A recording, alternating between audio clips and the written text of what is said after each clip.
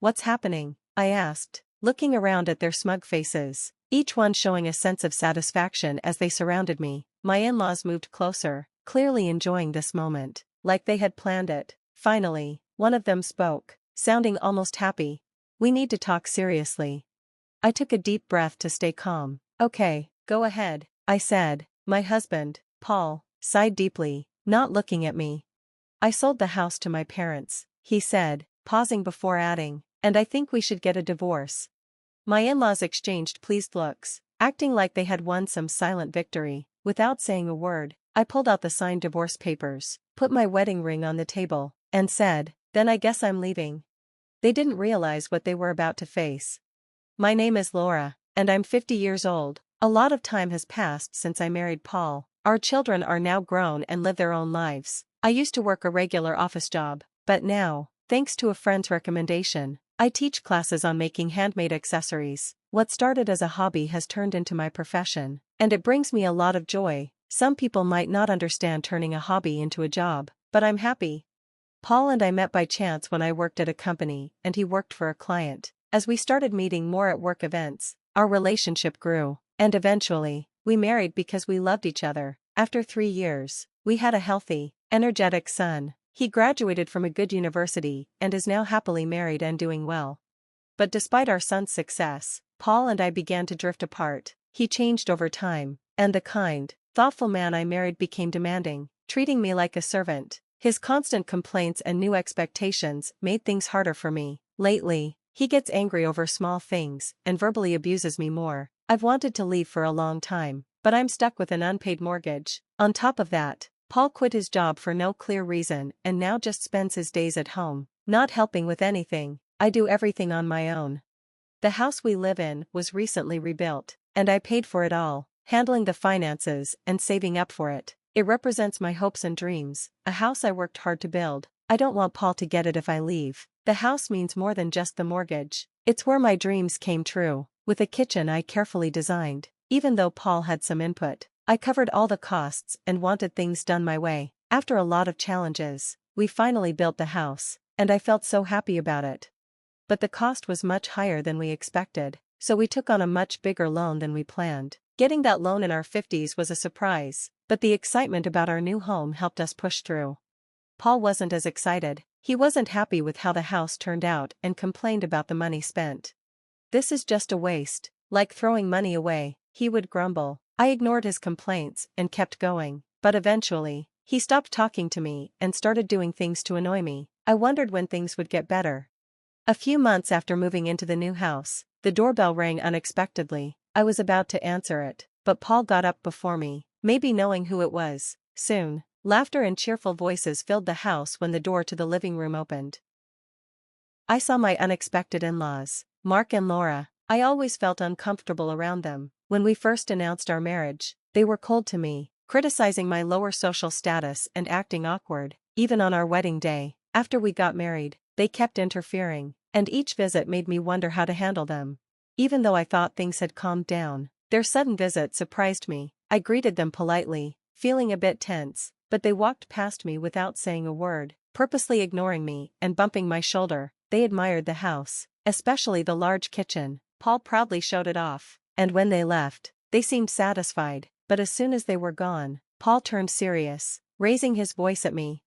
"Hurry up and make tea and snacks," he demanded. Feeling overwhelmed, I quickly served them, but his parents seemed unhappy, commenting on the lack of hospitality. "Is this all you've got?" Mark mumbled. As they quickly finished, he complimented the house's design.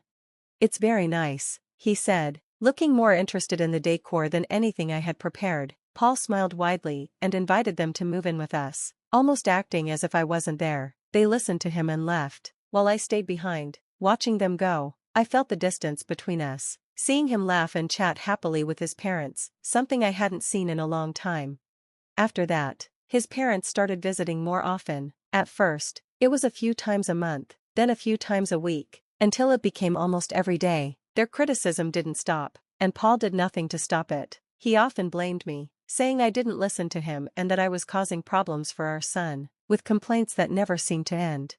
Even though I was frustrated, I couldn't say anything. so I just apologized. The in-laws started showing up even when I wasn't around. They would come with Paul and leave clear signs of their visits: empty beer cans, bottles, and alcohol stains on our new rug.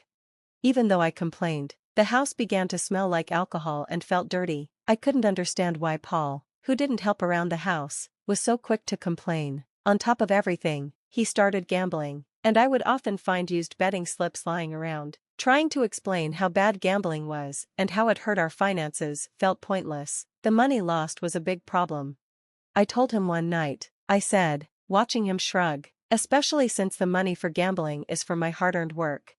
Almost a month into their frequent visits, they started coming over when I wasn't home. One day, I came back early and found them lounging in our house. Surprised, I asked them what they were doing there. "What are you doing here?" I asked, my voice tense. They exchanged looks, and one of them responded with a snarky tone. "We were just visiting, dear. It's not like you're ever around." Their words and cold attitude made it clear they didn't want me there. Frustrated and stressed by Paul and his parents, I realized I had reached my limit. Instead of reacting emotionally, I decided it was time to come up with a plan to handle the situation. In the middle of all this, something unexpected happened. One day, when I was supposed to be away, my in-laws visited unannounced. Surprised by their timing, I sarcastically said, "Well, isn't this a surprise? You only come around when I'm not here." They ignored my comment and walked right in. Paul greeted them with a smile, leading them to look around the house, from the kitchen to the bathroom. As they examined everything, I had a feeling they were up to something. They left looking satisfied, like they had confirmed something. "What was that about?" I asked Paul, but he just shrugged. "None of your business," he replied, dismissively. His behavior made me think he was hiding something. I suspected he was trying to trick me, but figuring out exactly what he was up to wasn't easy. I decided to watch closely. Then one day, after work, I came home to find a large moving truck outside our house, with a company name on it, Moving Center. Paul was talking to the driver and workers. When he saw me, he pretended not to notice and went inside. To my shock, my in-laws showed up at the same time. They casually greeted me, and Paul led them into the house. The mood felt tense, and as I followed them inside, I saw a big change. All our furniture and things were gone, replaced by my in-laws' old furniture, as if they were moving in. As I sat on the couch, they surrounded me with smug smiles, like this had all been planned. Feeling anxious, I decided to stay quiet and wait to see what would happen next. "We need to talk," one of my in-laws said, almost gleefully. Trying to stay calm, I asked, "What is it?" Paul sighed, avoiding my gaze. "I sold the house to my parents," he said, looking at me for a reaction, then added, "and I think we should get a divorce." His parents nodded, their smiles showing they were enjoying this. I didn't react, though. I had been expecting something like this, so I calmly signed the divorce papers, placed my wedding ring on the table, and said, "I'm leaving." Then, I had suspected that Paul and his parents had been acting strangely, especially with their frequent visits when I wasn't home. To confirm my suspicions, I set up security cameras around the house that linked to my phone. The first few days, I watched their conversations. One day, I found footage where Paul and his parents happily discussed selling the house. Shocked, I started planning my next steps. Based on what I had seen, I started looking for a new place to live and decided to transfer the mortgage to Paul's name. If they wanted me out, I thought they should take care of the mortgage. The $1,900 monthly payment came from my salary, and I doubted Paul and his parents could afford it, so I decided not to help them. I moved into my new home, arranged it just the way I wanted, and was excited to start a fresh chapter in my life. One day, I finally had a day off and looked forward to resting, planning to sleep in late, but just as I was about to fall asleep again, the doorbell rang. To my surprise, Paul and his parents were standing at my door, uninvited. "What are you doing here?" I asked, blocking their way. They pushed past me without answering, and laid out a document in front of me. "You changed the name on the house loan without asking us," Paul said, sounding angry. I was shocked. "Yes, I did. After all, you wanted me gone, right?" They were surprised and said they couldn't afford the mortgage. Paul, frustrated, shouted, "We can't pay that amount." I explained, "If you don't pay, the bank will add more interest and late fees. They don't care about your situation." Paul looked skeptical, but after checking online, he became pale with shock. "What are we going to do?" his mother asked. looking frightened.